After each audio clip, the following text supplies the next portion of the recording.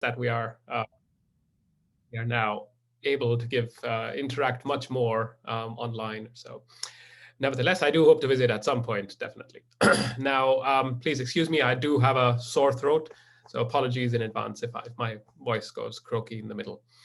So this is a topic which I've only relatively recently become involved with.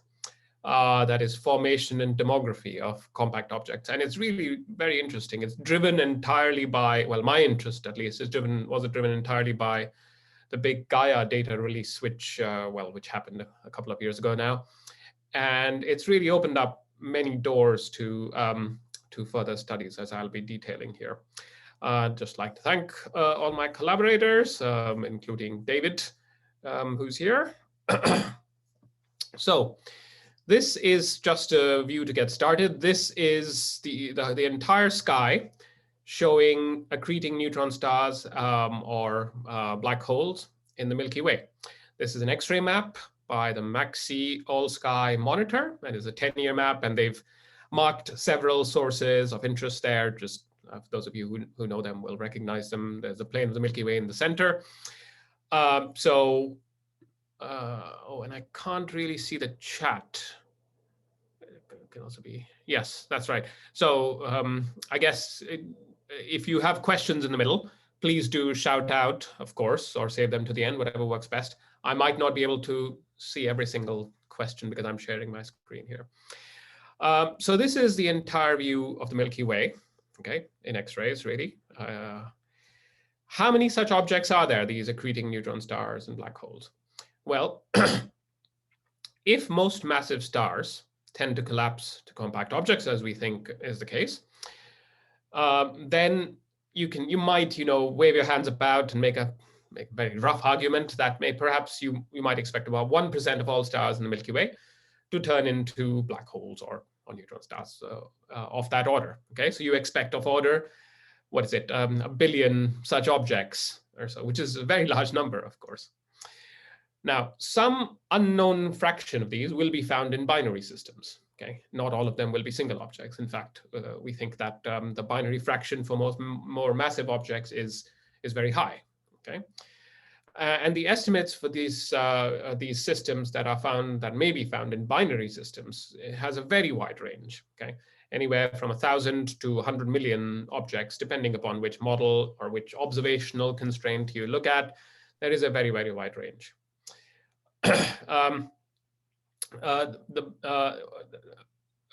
It so happens that we really don't understand stellar evolutionary pathways for binaries, and the binary companion and its evolution and how matter accretes, that can really alter stellar evolutionary pathways.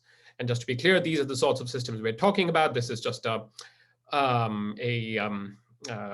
artist's illustration showing, well, in this case, this is a black hole at the center accreting matter through an accretion disk, and some matter is also streaming off in the form of a jet from a companion star. Okay. So on the right-hand side here, this is just an artist's illustration again, demonstrating one possible evolutionary pathway, in this case for massive black hole binaries. This is how we expect some of these more massive systems to form. Now, this particular evolutionary pathway was made public in 2016. This came about after the discovery of the first gravitational wave source, which has rekindled, or really rejuvenated interest in these sort of pathways, how they form, how they evolve, etc. So you can see here that you have a system which starts off evolving at the top, and then it evolves all the way to the bottom, ending up in a merger about 10 giga years or so after formation in this case. And if we ask ourselves, where do our accreting binaries sit, then they'll probably lie somewhere in this sort of phase, the so-called X-ray binary phase, okay, in which one of the stars has turned into a black hole, the one on the left in this case, okay, and the other one is still a normal system, and it is providing matter for accretion onto the primary. Okay, there are several major uncertainties in this entire evolutionary pathway. The first is metallicity and end-stage stellar mass loss. So we know that massive stars undergo very strong, very significant mass loss, but we really don't understand in detail, there's a lot of scatter amongst the results as to how significant, how large that actually is, and what is its dependence on metallicity. The other main uncertainty is this so-called common envelope phase, this big phase here. This is the phase which is really responsible for shrinking the binary separation due to, basically due to angular momentum losses when both systems are found under a single common envelope.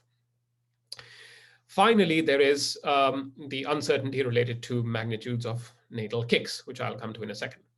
Now, with these three uncertainties, it's very difficult to make significant progress or to break degeneracies. If we can remove any one of these, then that will really help us to break some of these degeneracies.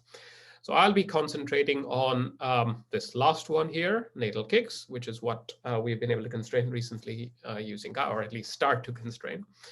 So what are natal kicks? Well, these are just kicks imparted to a remnant at the instant of supernova explosion. Okay, so basically you have substantial mass loss at the instant of supernova explosion, but depending upon how exactly that mass loss occurs, whether it's symmetric or whether there's some asymmetries in the progenitor, which cause ejection of matter, of neutrinos, energy in any, preferentially in one direction or the other, you can imagine that the remnant might end up getting a momentum kick in the opposite direction. Okay, and there are several kinds of these and separate models for these. Just listed a few there. Some of the main questions that we are trying to understand observationally and empirically is whether these are mass dependent, exactly how, or whether they're momentum conserving, and exactly how. Again, you might expect naively that if there is mass loss, then momentum ought to be conserved, and so we should be able to see signatures of that. Now, this still remains controversial, as I'll come to in a second. For sole systems, not binary systems, but for single compact objects, especially for pulsars, these velocity kicks have been constrained, and they're probably of order several hundred kilometers a second. So they are pretty substantial. And their real importance, well, at least recently, comes about from the fact that strong kits can completely unbind binary systems. Okay, you can imagine that if the binary is, or sorry, if the kick is strong enough, it might end up just kicking the compact object completely out of the binary. And that obviously has important consequences for the detectability of gravitational wave sources and binaries in general. Okay, this is one model from Belczynski et al. Showing the dependence of black-hole merger rate density as a function of these different estimates, average estimates of velocity kicks. Okay, so you can ignore the x-axis, which is basically just how this is expected to evolve with redshift. Concentrate on these different colored lines. And you can see that if the black hole velocity kicks are low, okay, up here, then you expect a lot more objects to end up, surviving and merging. On the other hand, if velocity kicks tend to be high, of order 100 or more kilometers a second, then you get a substantial decrement, maybe about a factor of 10 or more, in terms of the black hole merger rates and how many LIGO sources we'll end up detecting. So that's why this has really important connections to LIGO sources and trying to understand the overall statistics of the population. The problem with these LIGO sources, of course, well, I say it's a problem, but the issue is that once a black hole is formed in a merger, it's essentially invisible for all intents and purposes. There's no electromagnetic radiation, and once it's formed, there's even no gravitational wave radiation. So the instant it's formed, it's essentially, we're blind to it. So we can play this game statistically for all this population of LIGO sources, but can we do something else? Can we go beyond that? Well, this is where the importance of these neutron stars and black holes, the electromagnetic sources, X-ray binaries that I'm talking about, comes in, because they are steady sources of emission. Okay, once a black hole is formed, and if it continues accreting, we can follow it for the rest of its life as long as it's accreting. We are not invisible to it, so we can actually follow it, and on an individual basis, we can study their natal kicks if we can constrain them. That's why they are important to study the overall population. Okay, so they provide individual estimates on individual objects as opposed to the statistical estimates from LIGO and Virgo. So how do we do this? Well, we obtain these constraints using astrometry, which is just measuring precise distances and velocities. I'm assuming that all of you are familiar with the basics of astrometry at least. Okay. Very simple idea. You measure essentially the change in viewing angle from two different perspectives, maybe two different positions in your orbit around the sun or around the Earth, depending upon your satellite or your vantage point. And then you just map it out with time. You don't have to do it over just 2 points. You can do it many points. And then look at how the angle changes with respect to a known population of very distant background objects, which are not expected to change. And then if you know the angle, you know the length of your baseline, just use simple trigonometry to compute the distance to these objects. This is one of the oldest techniques, of course, in the book, but it is also one of the most difficult when it comes to carrying out precision measurements to very large distances, because you need a really extreme precision to be able to do this. What are the astrometric signatures that we look for? And now I'm coming to, binaries in general. So there are three signatures, three astrometric signatures of importance. So there is first, where's it gone? There's first parallax swing, okay, which is just the swing of the angle essentially that I just mentioned, which varies with how your vantage point changes from day to day, from month to month. And so you expect some sort of periodic signal, annual periodic signal of this. The next one is proper motion, okay, which is just a translational motion across the plane of the sky, the drift as these objects drift through the Milky Way. And finally, there is orbital wobble, which I'll come to later on, okay? Why are these measurements challenging? They're challenging because you need monitoring, obviously, over years. As I mentioned, you need to monitor this to really map out the astrometric signal. For compact object accreting binaries in general, in quiescence at least, when they're not strongly accreting, they tend to be quite faint. Okay, so you need high sensitivity observations. Many are transient in nature as well, so they might appear and then disappear, which makes it even more difficult.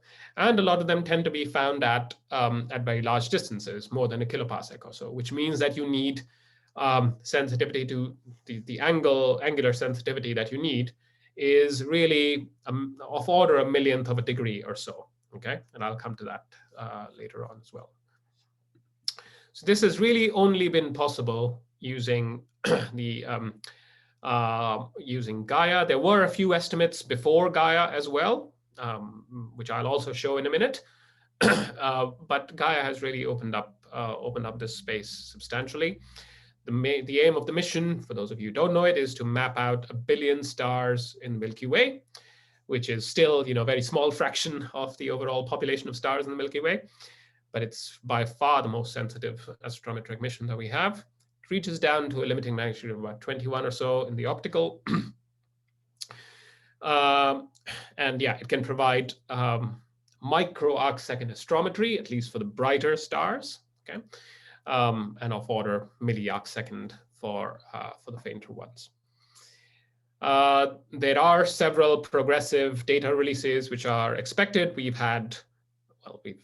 recently had a third early data release. The biggest one so far was the DR2, which happened in mid 2018 or so.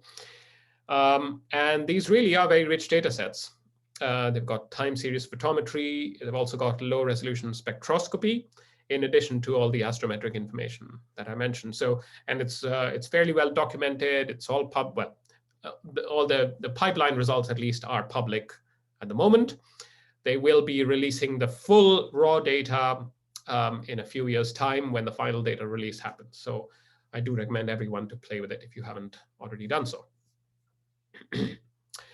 So now coming to our results. So what did we find when we tried to look at Gaia results on these population of dynamically confirmed X-ray binaries that I talked about? And here I'll be concentrating only on the black hole systems. There is more work to do on the neutron star systems, but for reasons that I can discuss later in the questions, I've concentrated mainly on the black hole systems for now, the accreting black hole transients. And I've also, we also decided to focus on the most sort of robust systems of these so-called dynamically confirmed systems, in which the mass of the black hole has been, or the mass of the compact object has been confirmed to lie in the black hole regime using dynamical radial velocity measurements. So there's 24 systems that we looked at. This was back in 2018-19. They come from the Black Cat catalog, for those of you who know it. Just trying to move the window showing all your faces and the icons away. So what did we find? Well, this is the map of the Milky Way as seen by Gaia for X-ray binary transients. So that's the sun right there. That's where we are. And this is the population as seen by Gaia, and well, a few pre-Gaia surveys for all these objects. The yellow are new results from Gaia. The blue are previous results which Gaia did not improve upon or did not show. And there's one red object as well, which I'll come to in a second. And this is just to zoom in around that if you want. So overall, the median distances we found are about 2 kiloparsecs or so. All of them tend to be found on the near side of the galaxy, as you can see, not on the far side. And this is to do with the fact that, well, we think that there's a lot of dust reddening through the plane of the Milky Way. At least a large part of it is related to that. We expect statistical uncertainties to improve with future releases by a factor of a few. But in general, we can already see that there is reasonable agreement between, so these are the Gaia distances on the y-axis versus literature distances. Okay, previous literature distances were available. And these are usually mainly non-astrometric distances. So they come from modeling of the modeling of the donor star, other estimates based upon, for instance, Eddington ratio arguments, etc. For those of you who are experts, if you don't know what that means, don't worry about it. It's not essential. So, but basically now what we can say is that by and large, the geometric parallaxis distances, we can compare them with previous model estimates, and we can try and figure out, how good or bad we are. And in general, they agree, okay, to within, 2 sigma, certainly for most objects. It's not a problem. But there are two important outliers, which I do want to discuss. And these two outliers are these two, Cygnus X1 and BW Circinus, which are there, okay? So Cygnus X1, firstly, it's one of the most famous X-ray binaries. Even for those of you who don't work in X-ray binaries, you've probably heard of it. It was one of the first, if not the first, candidate black hole X-ray binary identified. Okay, there is for this source a previous radio parallax distance, okay, which was measured to be 1.86 kiloparsecs. Gaia measured the distance to be 2.38 kiloparsecs there, which is, of the same order. Oops, sorry, I don't want to do that. I wanted to go back here to show you. So it's, these two estimates are of the same order, but the uncertainties in this case are very small. And that's because this is a very bright system, high mass X-ray binary system. And also, well, it's been studied extensively in the radio as well in the past. Now, the uncertainties were small enough that there was a substantial disagreement between these two. And so people were scratching their heads initially to try and figure out, is this some systematic in the Gaia data? What's happening? But then it turned out that a reanalysis of the old radio data revealed that there are actually systematic astrometric shifts in the direction of the radio jet. And you can sort of see this here. This is a figure from this paper, Miller-Jones et al. 2021. This shows RA versus DEC individual astrometric measurements. This is the orbit of the donor star, I guess, around the compact object. And this is the jet axis. You can see there. Okay, and you can see there are some systematic shifts of these astrometric measurements along the radio axis. The cause of this was considered then to be associated with absorption by the stellar wind, and the radio fluxes can be absorbed by the stellar wind, the substantial mass loss which is occurring in this high mass donor star. Once you correct for this, then it actually turns out that it completely aligns with the Gaia measurement. Okay, so the distance is now accepted to be somewhere around, I can't remember the exact number, but it's around 2.2 kiloparsecs or so. So the radio distance has moved up a bit.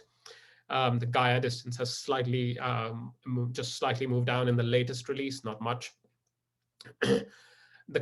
Another consequence of this is that the mass of the compact object, as well as the mass of the donor star in this case, have been revised upwards. So this is now one of the most massive compact objects in X-ray binaries that we know of in the Milky Way. Okay, and this is around 21 solar masses or so. In this case, the donor star is about 40 solar masses. So I thought that was a very neat result, which followed on, which was triggered by the Gaia data. It turned out in this case that Gaia is correct, at least. The other object that I wanted to talk about is this BW-SIR object, which is a bizarre system, well, a bizarre result in this case. So there's previous literature estimates which suggest that the donor star probably lies at about 25 kiloparsecs or so, really on the, so this is one of the few sources which lies well on the other side of the galaxy. And these are some very robust estimates, I have to say. These are based upon, you know, the donor star behavior, physical characteristics, etc. So it's not as if, you know, there's likely to be anything obviously wrong with this sort of measurement. It's quite robust, and these workers are very careful workers as well. Gaia, on the other hand, suggested that this could be as low as 0.6 kiloparsecs. Now, that was probably related to the fact that, you know, there is actually a small peak here. If you look in this, the distance posterior estimates in Gaia DR2 here, if you look at this dotted line, it could extend up to about 7 kiloparsecs or so if you look at this, the overall where the peak lies, so a few kiloparsecs. Now, irrespective of which estimate you believe it is much, much lower than this 25 kiloparsecs or so. So what's going on here? Well, one could argue that the parallax in this case, the parallax estimate or significance, is only about 3 sigma if you look at the uncertainty. This is one of the faintest systems that Gaia has studied, actually. So maybe, you know, it's no big deal. It's just what it is. But it turns out that's not the only measurement that Gaia provides. It's not just the parallaxes. Gaia also measures the velocities, peculiar motions, which I'll come to in a second, the proper motions. And it turns out that the proper motion in most cases is very robustly, well, pretty robustly measured. And if you ask yourself, what is that proper motion? You can ask yourself, what is a true spatial velocity with which this object must be moving? Okay. If you assume this is at 25 kiloparsecs or so, and it turns out that sort of that's what this plot tries to show you here, depending upon the distance, what is its sort of peculiar velocity of motion. If you go out to 25 kiloparsec, the object must be moving at close to 1,000 kilometers a second, which is, you know, it's not out of the question, but it is getting to be unreasonably high, really. Okay. On the other hand, if it is much, much closer, then perhaps it's, you know, within still pretty high, but at the upper extreme of where other objects have been found. So as of today, the solution is still unclear. There's several possible solutions here. None of them are ideal. So it could just be that, you know, it's low statistics still, and there could be some intermediate distance which happens just marginally satisfies all constraints, which which is neither here nor there. There could still be systematics in the Gaia data, which is certainly possible and plausible. Something which we're trying to gauge is the fact that these are X-ray binary systems. They undergo huge variability in terms of flux if they undergo outburst, and how that could impact astrometric uncertainties. That's still unclear. Another possibility actually is that there could be an interloper exactly along the line of sight, okay, which ends up somehow biasing your astrometry for whatever reason. Again, it has to be a very sort of, what's the right word, very sort of niche solution, or very peculiar situation if that is the case. You can read more about it in this Plotkin paper if you're interested, but it is an interesting, bizarre system, and we're all really looking forward to the future data releases to try and see what this system turns out to be. Okay. But now I want to turn from distances to results on velocities, because velocities are actually more robust and easier to measure using astrometry, because typically, the proper motion velocity tends to be much easier to map. Translational velocity of motion is much easier to map than this sinusoidal motion, because you can just imagine how you need more mapping of the sinusoid in order to constrain that better. So this plot shows the Gaia view of motion across, or proper motion across the Milky Way. And what we're trying to do is account for the overall rotational velocity in the plane of the Milky Way. So all objects in the Milky Way are, of course, rotating with the overall bulk motion. The sun is rotating at about, 220 odd kilometers a second. So once you remove that rotational velocity of motion, what is left over is any peculiar velocity, okay? And that's sort of what we want as a first estimate if we want to understand the influence of these natal kicks, because natal kicks will impart a velocity over and above the velocity of general motion, right?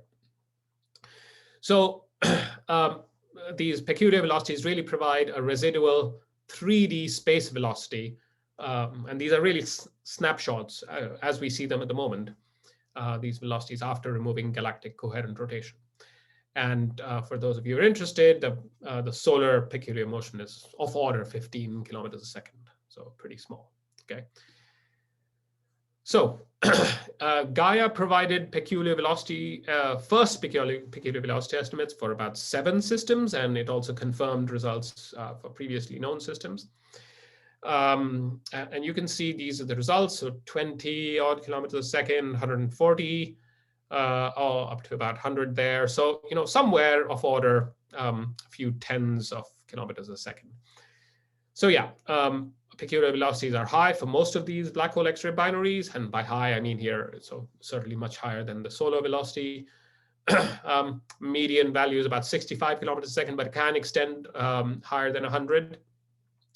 The kinetic energy of motion due to this peculiar motion is about 0.1%, 0.05% of typical supernova explosion energy. So, that fraction of the initial explosion energy went into the translational motion, essentially.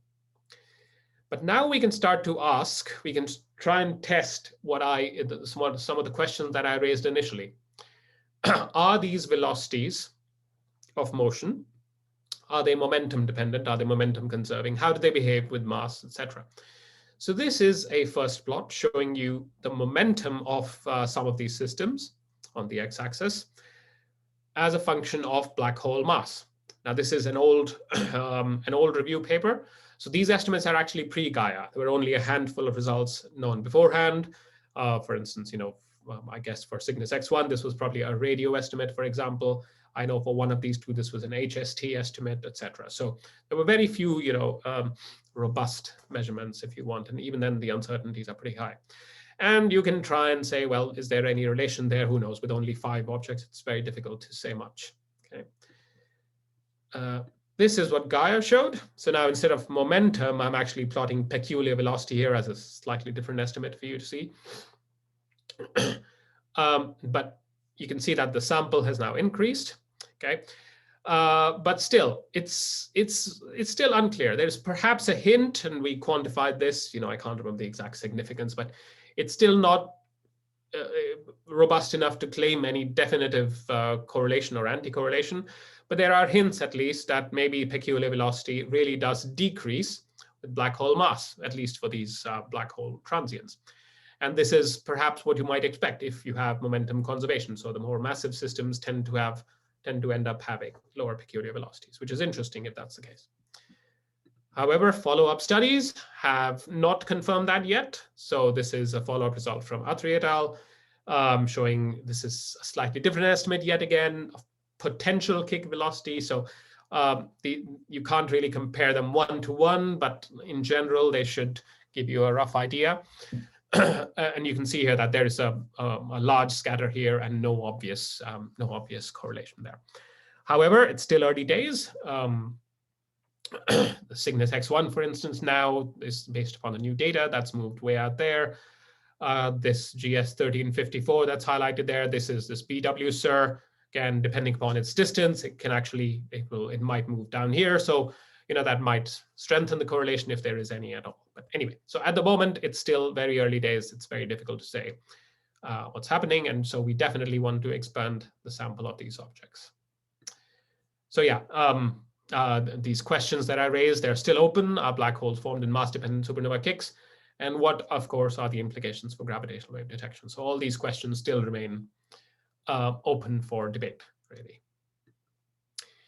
One other way we can try and get to the bottom of this is, instead of looking at natal kicks, we can look at natal sites of formation. Where are these objects actually formed, and where do we find them?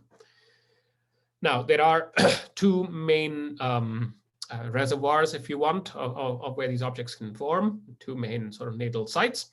Firstly, these objects might form in galactic star-forming regions, so within the disk. These are, probably high mass. They probably had high mass progenitors, and so it's not surprising to find them in, molecular clouds or which may be found in the disk, for example, or other star clusters. Another obvious location for them is actually in globular clusters in the halo. And why is this the case? And this is because high stellar densities in globular clusters can easily lead to enhanced binary formation. And there are several models for this. I'm just showing you two possible examples here. Tidal capture and three-body scattering, in this case, can end up forming binaries due to so-called dynamical formation of binaries is preferred in these cases. And that's simply because of these high stellar densities, which are found in these in these globular clusters. Now, it turns out that we have known of X-ray binaries for many decades now in globular clusters. This is just one example here showing 47 Tucanae. This is an X-ray Chandra image, and you can see lots of X-ray sources. Quite a lot of them are X-ray binaries, not all. I think some of them are coronally active stars, etc. Maybe some of you know better than me. But it turns out, very interestingly, strangely, that all known bright accreting X-ray binaries in globular clusters actually host neutron stars. They don't host black holes, which is an interesting enigma. And I don't think we really understand why that is the case. There are ideas, of course.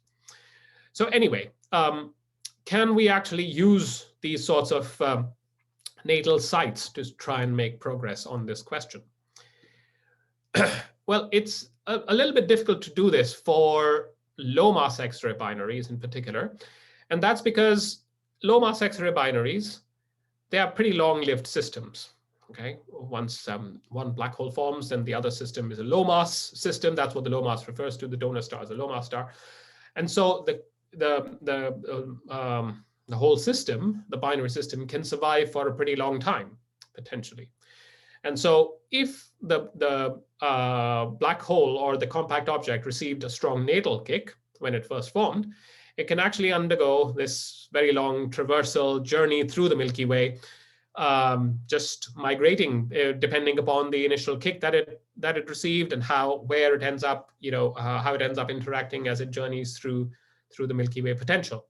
This is a press release from Mirabel et al. Showing one particular object, XTJ1118, and they've been able to trace back the likely evolutionary pathway or the dynamical pathway of this particular system, which happens to be one of the high galactic systems in this case, which probably received a strong natal kick or so. So, but what does that mean? That means that it's very difficult to associate any given single X-ray binary with a potential natal site. We don't know exactly where it was formed. You can just play this game statistically, really. So that's what we did. What we did was we investigated the statistical spatial distribution of these systems as a function of many different system parameters.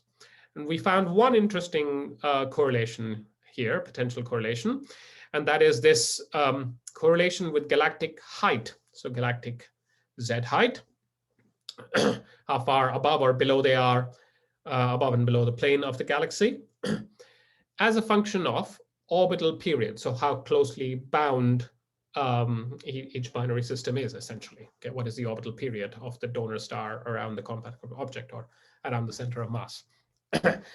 Now, you can see here that there is a potential anti-correlation in the sense that there are more objects which are found here at low or short orbital periods. And there is a definite lack of objects up here, okay, at very long orbital periods and also at high galactic Z height. Okay. Now, this is a little bit puzzling, and I'll tell you why in a second. Okay, but I also want to stress that the numbers of systems here are getting to be significant. If you play the game of exactly how significant it is a significant result. At least the deficit of objects up here is definitely well, lower than expected, essentially. Okay. Now, oh yes, and this is just showing the scatter of the system, which is what I want to stress, that there are some upper limits here, but basically you might what we're claiming is that objects at short orbital period here can be found at pretty much any galactic Z height. Okay, so it's not as if there is a anti-correlation that you only find objects at high Z height here. You can find them at any height if they are low orbital period, short orbital period systems. But if they are large orbital period systems, long orbital period systems, then you preferentially find them only at close to the plane of the Milky Way. Okay, that's the claim. So potential explanations for this. Well, one explanation could be that these objects are preferentially or they originate in the disk of the Milky Way, followed by a strong natal kick. All of them, or they generally receive a strong natal kick, but it's only the most tightly bound systems that preferentially survive strong natal kicks. So only these short period tightly bound systems are the ones that will survive being scattered up and above and below the plane. Okay, if you have a loosely bound system, then you might end up being disrupted because of the natal kick.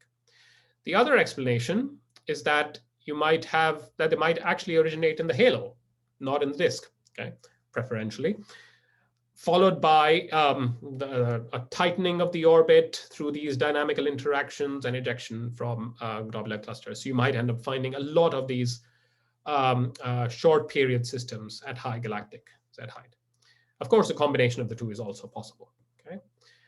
Either way, whichever model you believe, either these or even any other model, this sort of anti-correlation, the spatial scatter, provides an interesting new constraint. And well, first time, at least that I'm aware, of a result connecting a spatial characteristic, which is a spatial distribution in this case, against a system characteristic of individual systems, showing the orbital period, for example, which I thought was quite neat and interesting. Okay. You can also play this game for high mass X-ray binaries, not just for low mass systems. Now, high mass systems tend to be easier in some respects because high mass systems, of course, have very short lifetimes. If you happen to see a high mass star, an O-type donor star, for example, then you know that it must have it must be still very young, of order 10 million years or shorter, say. So it couldn't have actually drifted very far from its natal site. And so there is a hope that you can actually connect or trace back individual high mass X-ray binaries to their natal sites. And so this game has been played, and we did this for Cygnus X1, which is this object there. And this happens to lie on the outskirts of this SIG OB3 cluster. And using Gaia data, we were able to map out the motion of the entire cluster, essentially, or at least of all the massive stars in the cluster.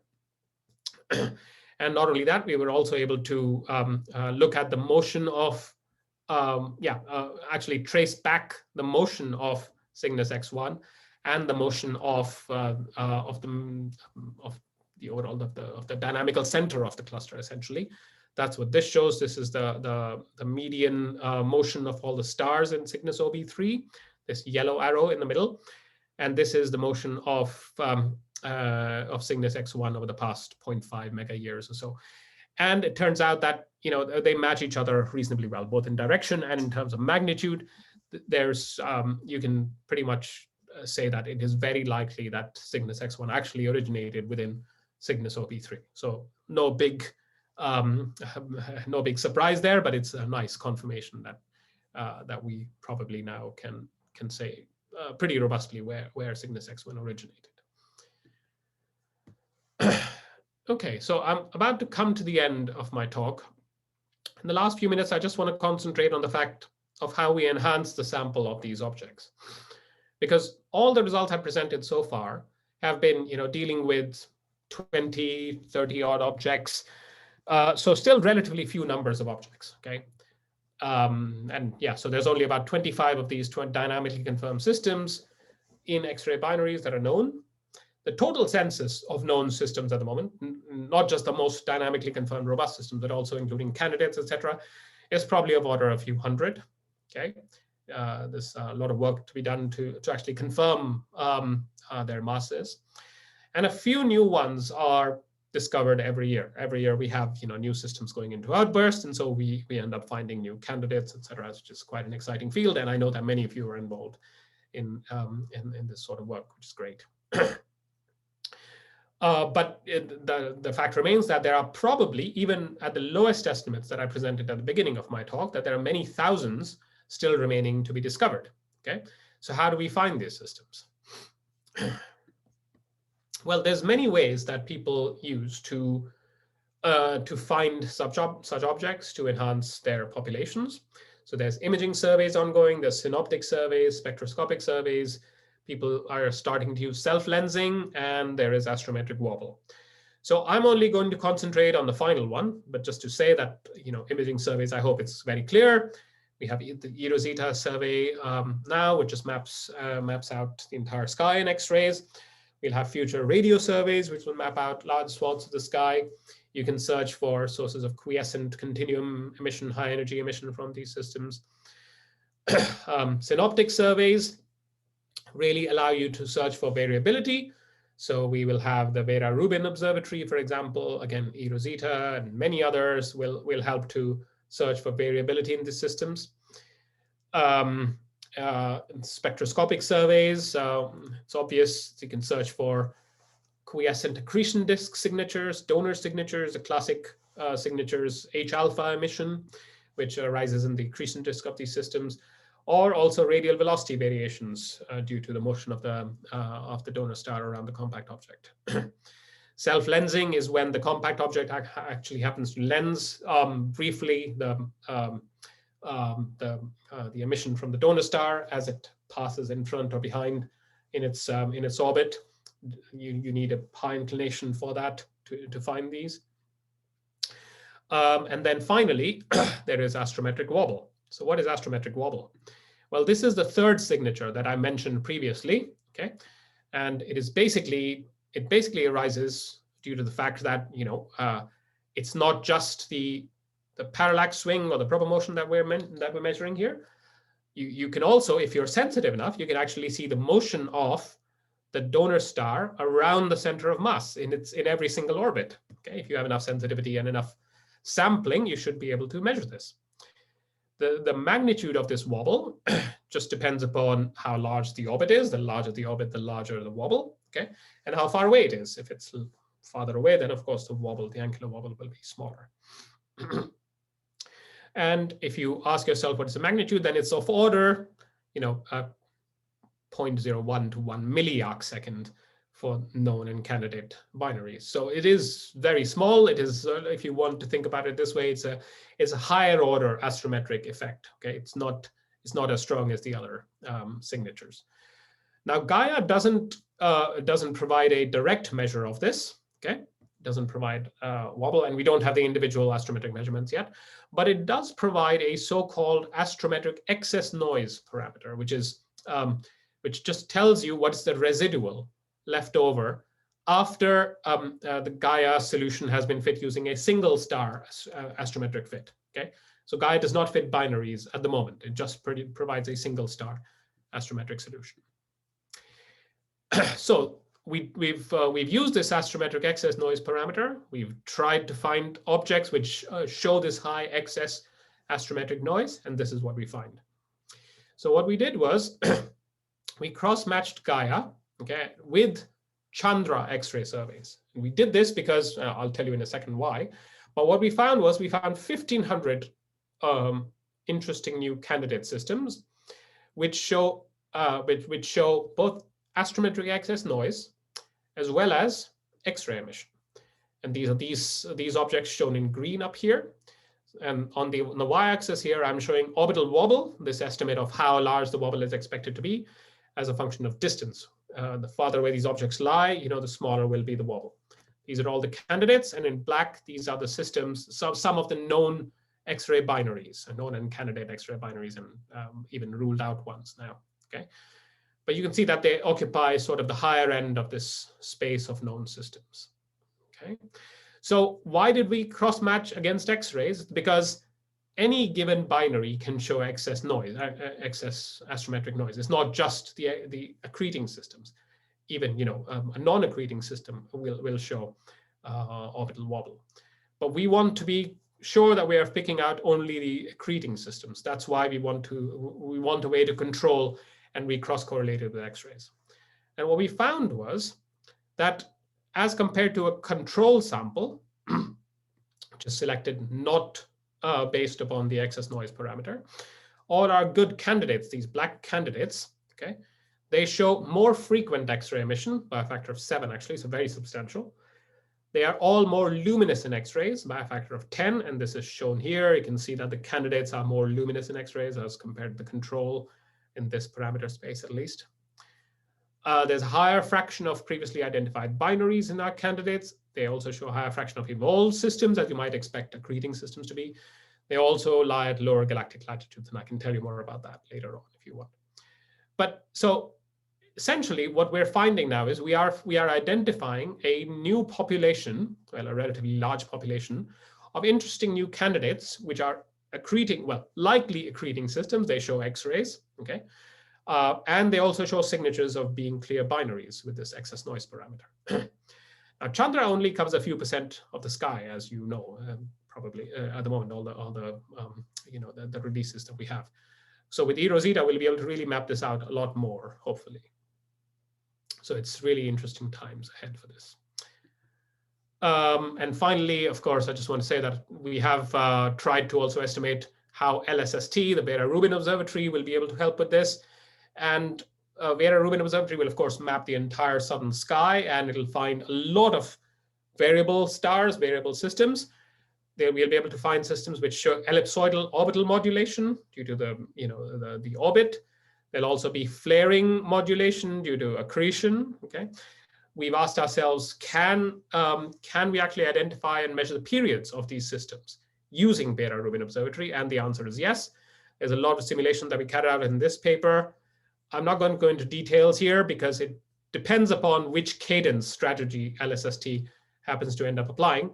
But basically, suffice it to say that across a wide parameter space of orbital periods there on the y-axis against magnitudes on the x-axis, you can see the vast majority here in this case is blue. Okay, blue means good significance of orbital period measurement. So we will actually be able to identify, at least characterize the periods of these systems, which is a first step in really identifying them as X-ray binaries.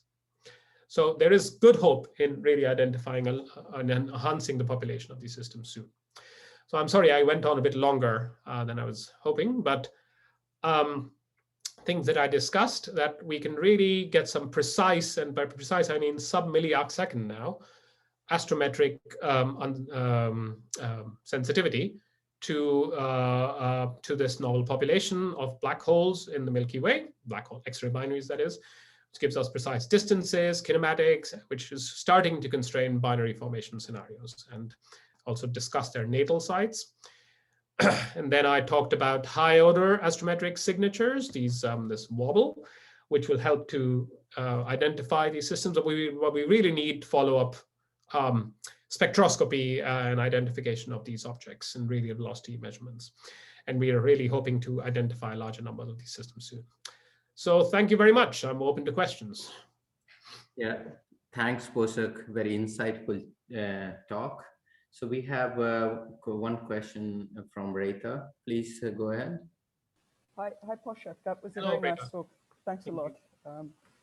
I wondered about and this might be quite a stupid question because I'm not used to thinking about natal kicks. And I think also at the long orbital periods, the evolutionary channel is just nothing like what I have in mind. But in that anti-correlation between distance above the plane and orbital period, you know, if I'd seen that, my first thought would have been, well, you find young objects close to the plane and older populations are more puffed up, and long orbital period objects are young because they evolved to shorter periods, right? Is there none of that explains or partially explains this? So you mean it's just a question of how old these systems are? Is that what you're saying? Well, yeah. I mean, at 1,000 hours, the donor must be way evolved off the main sequence. So actually, I guess I'm not so sure which direction it evolves in. But if these were white dwarf systems where you don't worry about a natal kick and you know, the evolutionary channels, there's just basically one, then I would have said that the long period systems are the young ones. They form near the plane, and that's whereas by short orbital period, they're an older population. Yeah, absolutely. But how then that connects to the natal kicks is the question we're trying to answer, if you see what I mean. So I think essentially what you're saying is completely consistent with the first scenario where they originate in the disk, for instance, and the younger systems will still be found in the disk. Okay? Yeah. It's the older systems which sort of drift away, for example, or they suffer these strong natal kicks. But it's only those ones that survive at these higher galactic latitudes. If you're not a tightly bound system, then you might end up breaking apart, essentially. Yeah, sure. So I think it's what you're saying. I understand your three things, and they both make intuitive sense to me. But I'm just wondering if you're leaving out just binary evolution, just the difference in age of the populations as a fourth option. So you're saying just drifting away, random drifting away. Look, if you looked at the galactic height distribution of O stars versus M stars, the O stars would be tiny, the M stars would be big, right? Because one is in young population and well, the other is not purely old, but it's a mix of old and young. Yeah. Okay. So there have been some studies, and the one can't remember, either Jonker et al. Or Atri et al., which have actually looked at the galactic height distribution as a function of spectral type, for instance, which sort of correlates with age, if you want. At least there have been no obvious correlations found so far in that space. Yeah, and it's discussed in this paper. So if you follow up in this paper, it is. I'll have a look. Thanks. Thanks a lot, Poshak. Yeah, and if you need to, please come back to me. I can. Yeah, sure. Sure. But yeah, we definitely need more systems to be able to map this out better. Thanks, Poshak. Another question is from Vanisha, please. Vanisha. Oh, hi. Hi, Poshak. It's Vanessa here. Thanks for a great talk. Sure.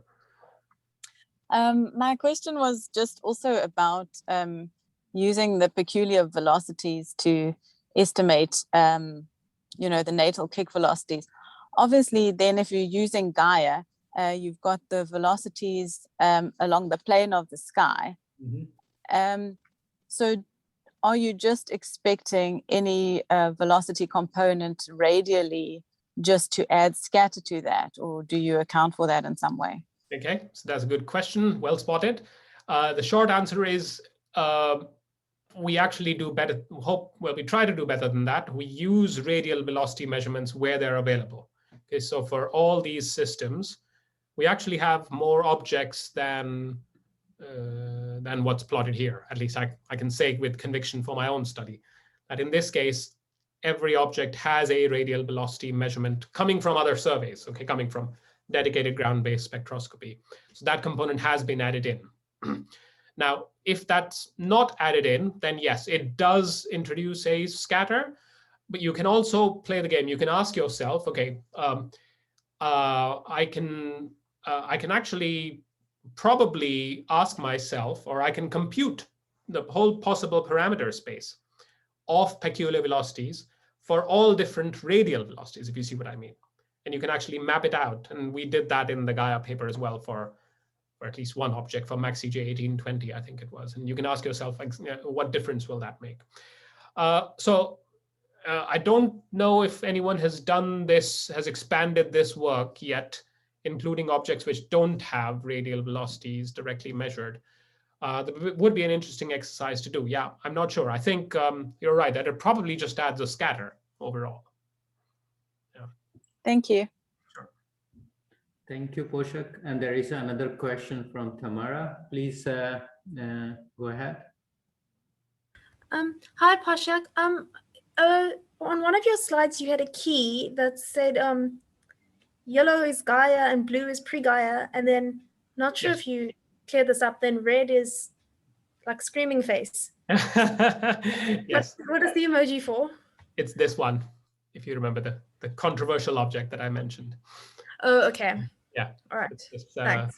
That's why the screaming face, because it is just so bizarre. Okay. Yeah. Thanks. Sure. Okay. Any other questions from the participants? Okay. No, maybe one very silly one from my side, Poshak. So since you mentioned that these are accreting X-ray binaries, and many times you see that onset of jet emission and also high kind of variability in these objects. So how you correct that for your astrometric estimations? Yeah, so the short answer is at the moment we don't correct for it. There's no way we can do that, at least until the full Gaia data release happens, when we can actually try and reproduce the Gaia results using individual astrometric measurements. We can't actually correct for that in detail. What I can tell you is that, so this BWSIR, this puzzling object, was one object that did undergo a strong outburst during the first period of Gaia measurements. But there are other objects which also did the same. So for instance, there is, which one is the V404 Cygni, which is there, I guess that one, which also underwent the classic outburst in 2015 when Gaia was carrying out its measurement. But that did not impact its the measurement of the parallax measurement in this case, at least. Okay, so it is that is one of the main uncertainties still remaining in the Gaia systematics, in my opinion.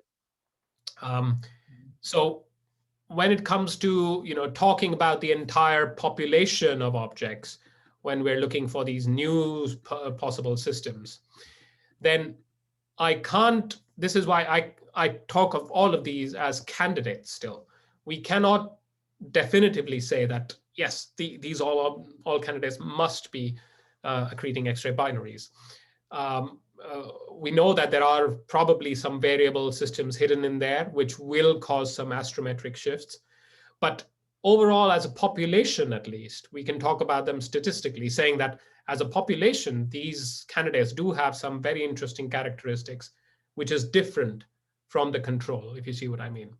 So yeah, individually, I can't correct for them, but as on a population basis, I think we can be pretty robustly, we can be sure that there must be at least some objects hidden in there, which are interesting in this regard. Okay, yeah, I mean, basically the brighter one side, right? Brighter side of those. Yeah, probably, maybe. Yeah, we have to wait and see. So I'm hoping that David will get us some more identifications of some of these objects and radial velocity measurements, and that'll really help to constrain these further. I was just going to ask what you're doing for optical follow-up. So they're sort of reachable by something like SALT, are they? Yeah, absolutely. In fact, it turns out that a lot of these are fairly bright systems. There's no problem in reaching them even with ground-based telescopes. Okay. So we want, ideally what I want is radial velocity measurements, really. So we want a dedicated campaign on a fair, good sample of these to be able to follow them up and measure their, and basically constrain their mass functions. And yeah, if anyone's interested, we can put in a proposal in this coming semester in autumn, well, northern autumn, to be able to follow them up. The pandemic has really put back a lot of my plans. I've been so busy with other things, but I definitely want to follow these up. Yeah, great. Let's do that. Absolutely. Yeah, let's talk. I will contact you at some point. Thanks. Great. Yes. Great, Poshak. So Tamara, you want to ask another question because I can see your hand raised. Or... No? Okay, great. It was really great having you, Poshak. That was fantastic talk and fantastic discussion. And thank you for the opportunity. It was good. Yeah, thank you. Bye-bye.